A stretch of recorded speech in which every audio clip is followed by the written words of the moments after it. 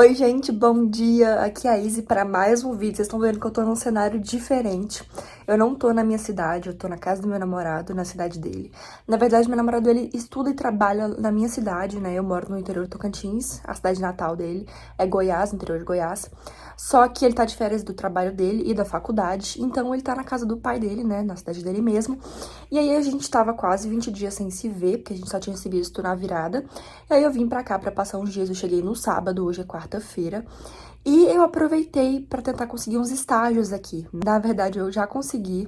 Eu fui na segunda-feira à tarde, eu passei a tarde e o comecinho da noite numa unidade de pronto atendimento que tem aqui. E eu acabei até assistindo uma cirurgia, porque apareceu um caso de apendicite aguda. Inclusive, no final desse vídeo eu vou contar um pouco dos casos desse primeiro plantão. Só que como foi uma coisa que eu não sabia que eu já ia ser autorizado de cara, né? Eu fui preparada para pedir e tal, entregar a documentação. Mas eu achei que ele só ia autorizar, tipo, pra um dia depois, 2 dias depois, mas acontece que foi na hora. Inclusive, eu estou usando a técnica número 2 do meu e-book de como conseguir estágios, vou deixar o link dele aqui embaixo. Agora são um pouco mais de 7h30 da manhã e eu tô indo pra lá. No primeiro dia, né, na segunda-feira que eu fui, teve bastante casos, assim, bastante atendimentos, porque apesar da cidade pequena ser menor complexidade, né, a parte boa é que é tudo atendido num único lugar. Então, você atende de tudo, né, teve criança, teve gestante, teve hemorragia digestiva. Depois eu vou contar os casos pra vocês, mas assim, eu gostei bastante da variedade, então acho que pode ser que eu veja coisas legais hoje também. Gente do céu, são 4 da tarde, eu não consegui falar com vocês ainda, porque aqui é, tipo, muito movimentado. Toda a cidade, basicamente, é atendida aqui. Então, não para quieto um instante. E eu tô com uma médica hoje, uma médica que eu não conhecia, né, que todo dia muda. E aí, ela é muito atenciosa e a gente tá o tempo todo junto, né? Eu só tô gravando isso agora porque ela foi no banheiro. Mas eu tô anotando todos os casos que tiveram, olha o tanto de coisa que já teve até agora, um monte de sutura. Eu não fiz nenhuma ainda porque a maioria foi criança. E aí, criança, gente, pra você segurar é uma coisa. Então, eu prefiro deixar quem tem experiência, né? No caso, a médica, pra poder fazer do que eu. Mas assim que possível eu volto pra atualizar vocês, porque eu quase gravei o início desse vídeo no banheiro pra poder pelo menos aparecer aqui, pra não vir só no final do plantão contar os casos pra vocês. Esse aqui é o consultório, ó. Bem simplesinho aqui pra ver raio-x, mas assim, o que precisa tem, né?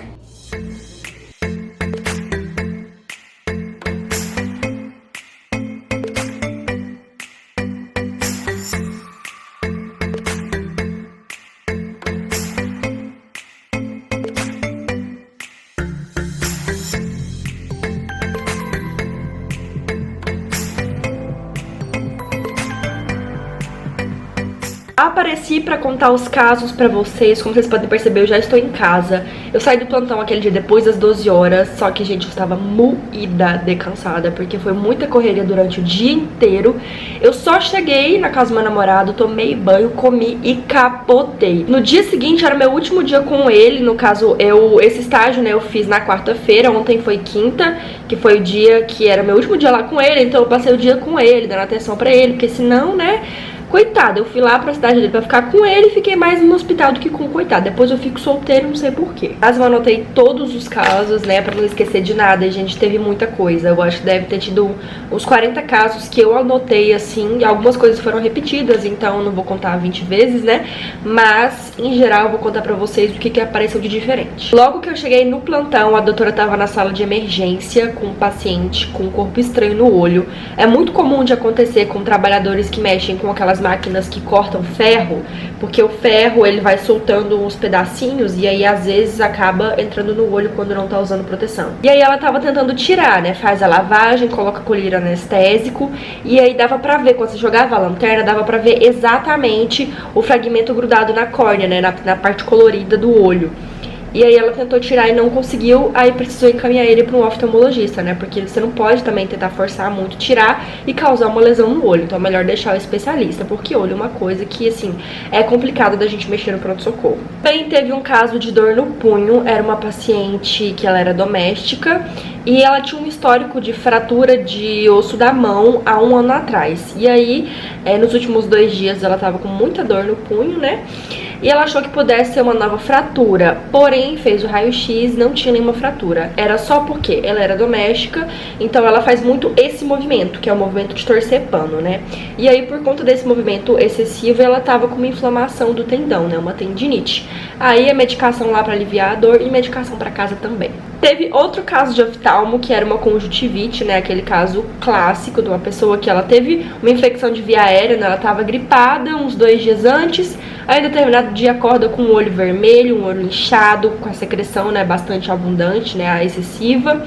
E também com o histórico de mais pessoas na casa tendo conjuntivite viral, que é a mais comum, né? Que é essa que geralmente você tem uma infecção de via aérea antes, tem uma gripe, um resfriado e depois aparece conjuntivite. É um quadro autolimitado, ou seja, ele vai passar sozinho.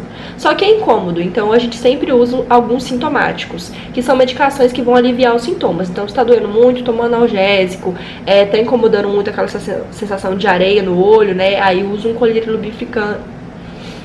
Tá com aquela sensação de areia no olho, aí pinga um colírio lubrificante, né, pra ajudar. E esperar, geralmente em 7 dias passa. Depois teve um quadro de infecção de via aérea numa criança, super comum, gente.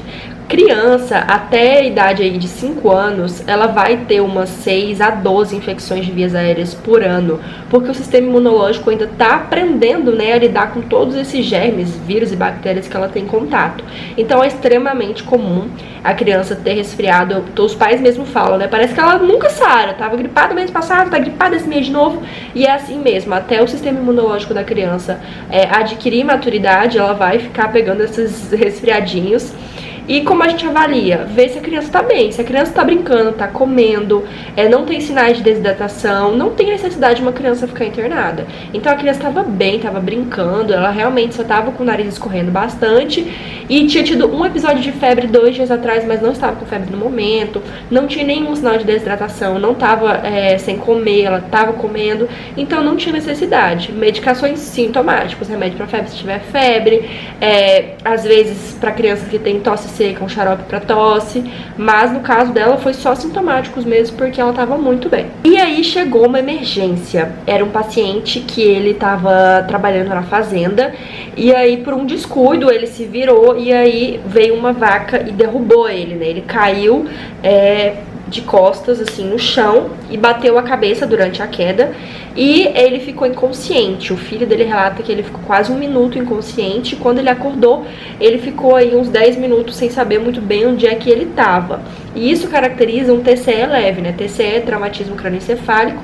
E aí o protocolo é observação, ele não teve convulsão, no momento que ele chegou lá ele estava consciente, ele sabia o que tinha acontecido, ele sabia o nome dele, ele sabia tudo, só que ele teve esse momento que ele perdeu a consciência, né, e teve a história de um trauma.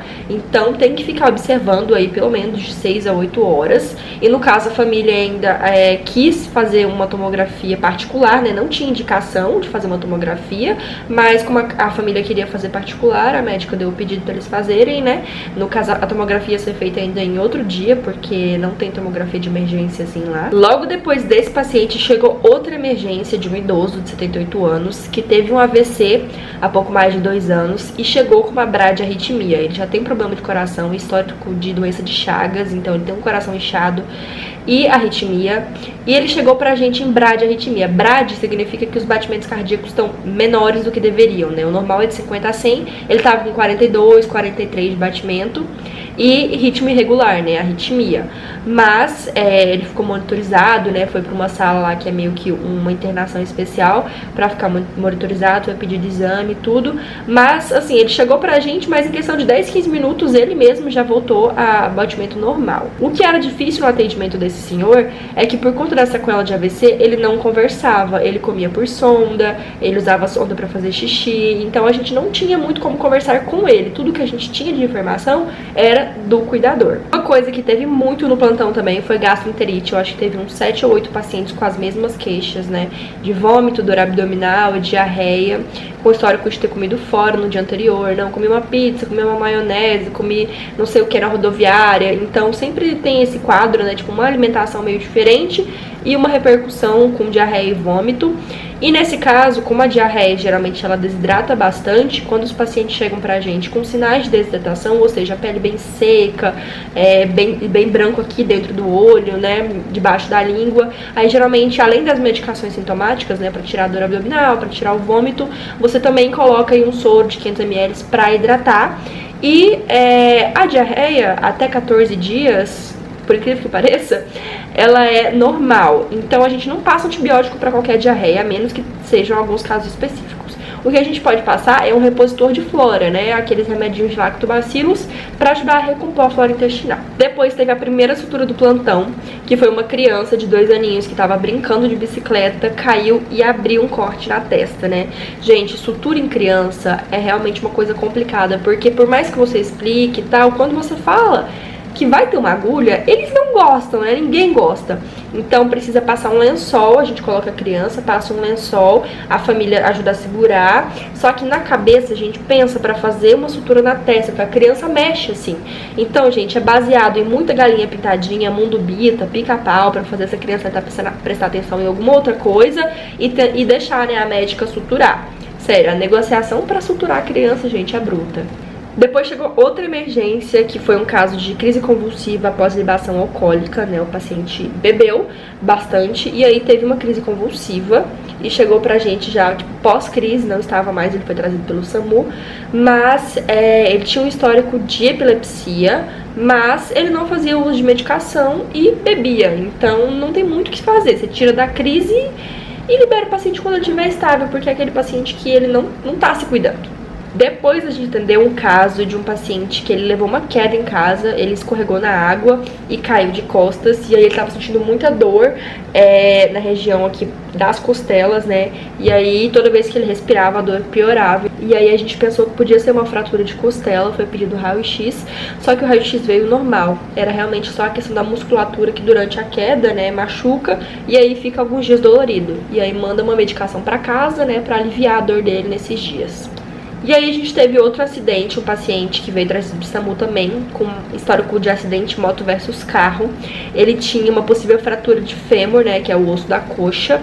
E aí ele chegou com bastante dor, foi medicado para dor, avaliação completa, né, ABCD do trauma, se avalia via aérea para ver se o paciente está respirando, respiração para ver se não tem nada no pulmão, circulação para ver se ele não está sangrando, disability, que é a parte neurológica, né, ver como é que tá, ele tava conversando, tava normal.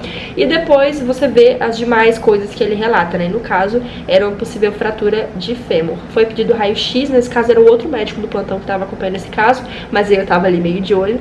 E aí no raio-x realmente veio a fratura, ele foi encaminhado para o outro hospital para ser avaliado pelo ortopedista. Apareceu outra criança com lesão na testa.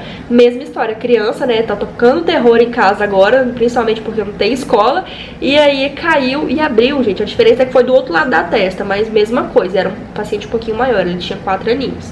Mas a mesma dificuldade pra suturar, muita negociação, muita galinha pintadinha e falar que não vai doer, que depois que aplicar o remédio de anestesia não vai doer, mas mesmo assim, gente, é 5 pessoas pra segurar a criança. Depois teve um caso muito interessante, inclusive eu vou aproveitar pra fazer um alerta pra vocês. Foi um paciente masculino de quase 50 anos relatando lesões na glande do pênis. E foi muito curioso porque cada lesão que ele mostrava tinha um aspecto diferente. É como se não encaixasse em nenhuma doença que a gente está acostumado. É como se cada uma fosse um. E aí a gente ficou um pouco preocupado, né? Porque tinha uma que parecia sífilis, a outra parecia gonorreia, e aí a outra parecia donovanose, e aí a gente ficou, gente, o que que é? Será que realmente ele tá com tudo? Ou se nenhuma tá realmente todas as características, né? Porque às vezes a gente tá muito acostumado com aquela doença de livro, que vem bem certinha, e aí alguns pacientes fogem um pouco, e aí fica complicado você fechar o diagnóstico. Mas, independente do diagnóstico final, tanto a médica que eu estava acompanhando quanto o outro médico decidiram que seria prudente fazer meio que um combo, né?